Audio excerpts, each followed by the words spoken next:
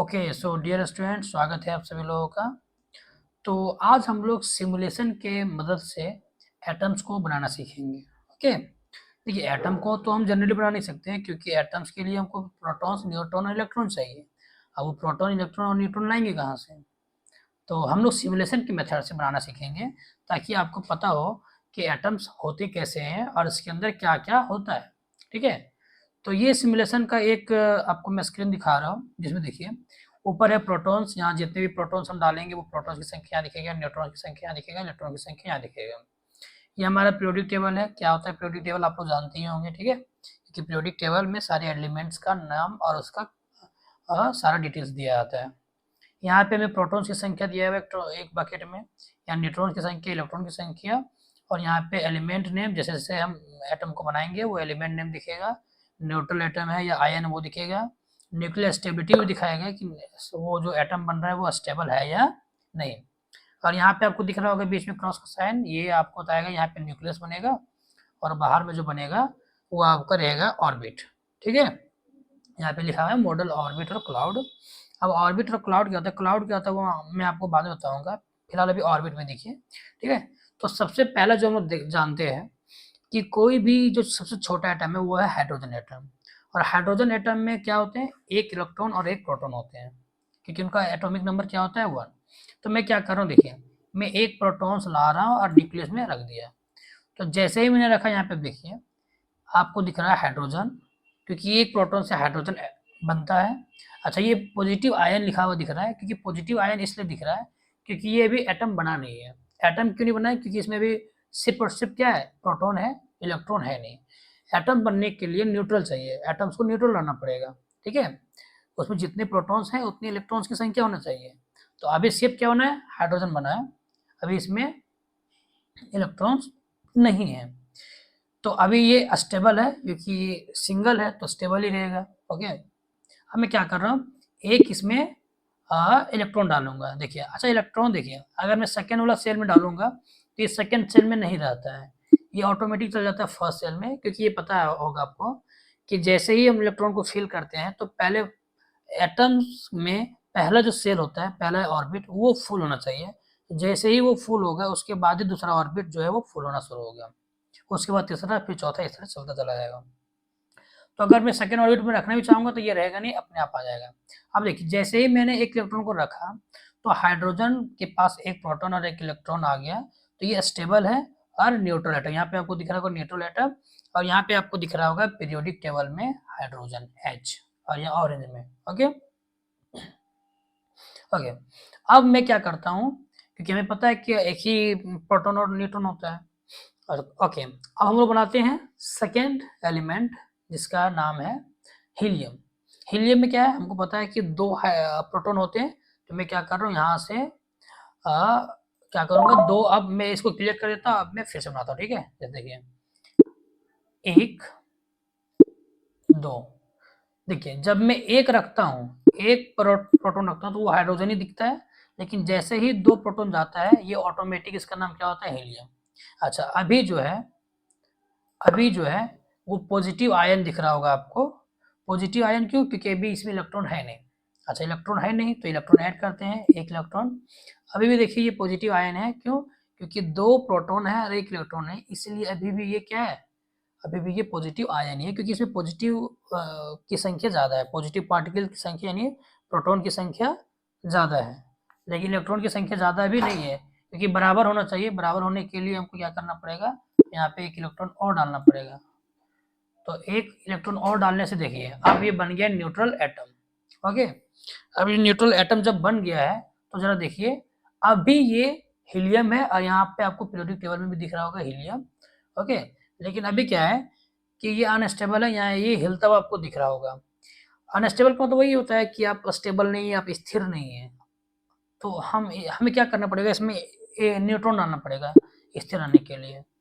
ठीक है, देखिए जैसे ही मैंने एक न्यूट्रॉन डाला ये स्टेबल हो गया और ये स्थिर हो गया।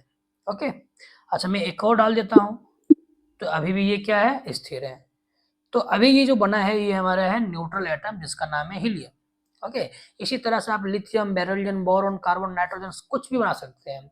तो चलिए हम एक और एटम बना के देखते हैं जो हमारे लिए बहुत ही इम्पोर्टेंट है, जिसको हम बोलते हैं ऑक्सीजन।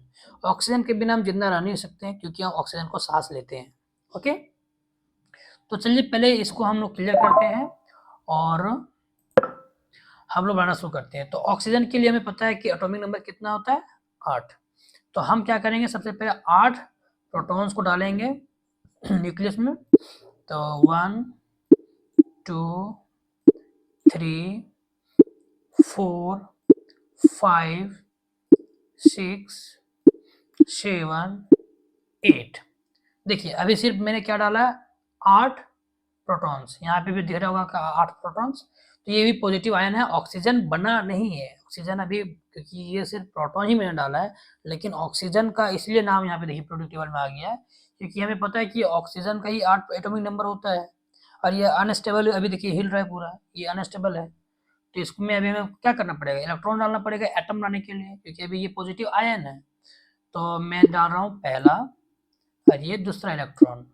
तो ये 2 इलेक्ट्रॉन हुआ, अभी भी ये नहीं बना, क्योंकि जब तक हम इसमें 8 इलेक्ट्रॉन्स नहीं डालेंगे तब तक ये नहीं बनने वाला है। क्यों? क्योंकि हमें चाहिए 8 इलेक्ट्रॉन्स और 8 प्रोटॉन्स। तो 8 प्रोटॉन्स तो मैंने डाल दिया है, 8 इलेक्ट्रॉन्स मैंने भी डाला नहीं है। तो 8 इलेक्ट्रॉन्स डालने के लिए मैं भी और डालूंगा इसमें। अच्छा, अब क्या करूँगा, देखिए अब अगर मैं फर्स्ट सेल में डालूंगा तो ये फर्स्ट सेल में इलेक्ट्रॉन कहीं भी नहीं रहेगा। क्यों? कारण क्या है? क्योंकि हमें पता है फर्स्ट सेल में सिर्फ 2 ही इलेक्ट्रॉन रह सकते हैं, 2 के अलावा और कोई इलेक्ट्रॉन नहीं रह सकता। तो जैसे ही मैं तीसरा डालना चाहूंगा तो वो ऑटोमेटिक बाहर वाले सेल में आ जाएगा, क्योंकि पहला एस सेल जो है वो फुल हो चुका है। अब तीसरे इलेक्ट्रॉन के लिए फर्स्ट सेल में जगह नहीं है। अब सेकेंड में डाल रहा हूँ, देखिए कितने हुए, 4 5 6 7 एंड 8।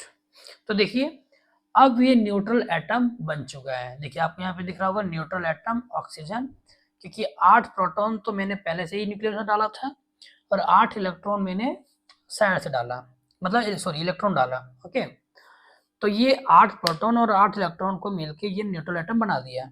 ओके, जो यहाँ पे नाम दिख रहा होगा आपको ऑक्सीजन, और यहाँ पे आपको पीरियोडिक टेबल में दिख रहा होगा ऑक्सीजन ऑरेंज कलर में। तो चलिए अब हम लोग क्या करते हैं, इसको स्टेबल करते हैं, क्योंकि अभी ये अनस्टेबल है। क्यों अनस्टेबल है? क्योंकि 8 प्रोटॉन जब एक ही जगह है तो उसमें जो रिपल्सन का फोर्स लगता है, इलेक्ट्रोस्टैटिक फोर्स पॉजिटिव पॉजिटिव के कारण, इसके कारण ये अनस्टेबल है, ये दूर दूर जाना चाहते हैं। तो इसको अनस्टेबल स्टेबल करने के लिए क्या करेंगे, यहाँ पे डालेंगे न्यूट्रॉन्स। तो 2 न्यूट्रॉन्स डालने से अभी भी अनस्टेबल नहीं हुआ है, 3 न्यूट्रॉन डालने से अनस्टेबल नहीं हुआ है, चौथा न्यूट्रॉन डालने से भी नहीं हुआ, 5वां से भी नहीं हुआ, 6ठा से भी नहीं हुआ, 7वां से नहीं हुआ और 8वां। जैसे ही मैंने 8 प्रोटॉन न्यूट्रॉन डाला, ये क्या हो गया, स्टेबल हो गया। ओके, तो अब ये पूरी तरह से एक स्टेबल ऑक्सीजन एटम बन चुका है। देखिए कैसे, यहाँ पे देखिए 8 गिन लीजिए आप लोग, 8 प्रोटॉन्स, 8 न्यूट्रॉन्स और 8 इलेक्ट्रॉन्स। तो न्यूट्रल एटम बनने के लिए 8 प्रोटॉन्स और 8 इलेक्ट्रॉन्स चाहिए, लेकिन अगर स्टेबल करना है तो हमें 8 न्यूट्रॉन्स भी चाहिए, क्योंकि अगर जरा से भी एक भी न्यूट्रॉन हटा देंगे ये अनस्टेबल हो जाता है। ठीक है, तो स्टेबल करने के लिए इसमें 10 न्यूट्रॉन चाहिए। ओके, अच्छा और देखिए नेट चार्ज यहाँ आपको दिख रहा होगा। नेट चार्ज का होता है टोटल पॉजिटिव चार्ज कितने हैं, नेगेटिव चार्ज, मतलब टोटल प्रोटॉन्स की संख्या कितने हैं और इलेक्ट्रॉन्स की संख्या कितने हैं। तो यहाँ पे आपको दिख रहा होगा, देखिए ये अभी जो बैलेंस, ये तराजू की तरह दिख रहा होगा कि ये भी सीधा है। जितने प्रोटॉन्स की संख्या उतनी इलेक्ट्रॉन की संख्या है, मतलब जितना पॉजिटिव चार्ज उतना ही नेगेटिव चार्ज है। अगर मैं यहाँ से एक भी इलेक्ट्रॉन निकाल दूँ तो देखिए ये जो एरो है वो चला गया पॉजिटिव की ओर, मतलब यहाँ पे देखिए एक पॉजिटिव ज़्यादा हो गया है, पॉजिटिव की संख्या ज़्यादा हो गया। अब अगर मान लीजिए मैं यहाँ से एक प्रोटॉन को कम कर दूँ तो ये देखिए ये एरो चला गया किधर, नेगेटिव की ओर, क्योंकि यहाँ पे नेगेटिव की संख्या बढ़ गया। तो ये क्या है कि ये नेट चार्ज के बारे में बताता है, ये कि टोटल चार्ज कितना है पॉजिटिव और नेगेटिव मिला के। मास नंबर देखिए, ये मास नंबर तराजू, जो मास नंबर क्या होता है कि न्यूक्लियस में टोटल प्रोटॉन और न्यूट्रॉन की संख्या कितना है, तभी 16 है, क्योंकि हमें पता है प्रोटॉन और न्यूट्रॉन मिला के टोटल कितने 8 है, बराबर है, तो 16 है। लेकिन जैसे जैसे यहाँ पे मान लिया हम 17 कर दिए तो यह 17 हो जाएगा, ये 18 मैंने कर दिया तो 18 हो जाएगा। तो इस तरह से ये क्या होता है, फिर ये आपका धीरे धीरे चेंज होता रहता है। ठीक है, तो मैं अभी न्यूट्रल ही रहने देता हूँ, स्टेबल वाला। अच्छा एक चीज़ और इसमें देखना है आपको कि जैसे ही मैं इसमें 11 न्यूट्रॉन्स करूँगा तो ये अनस्टेबल फिर से हो गया। क्यों अनस्टेबल हो गया?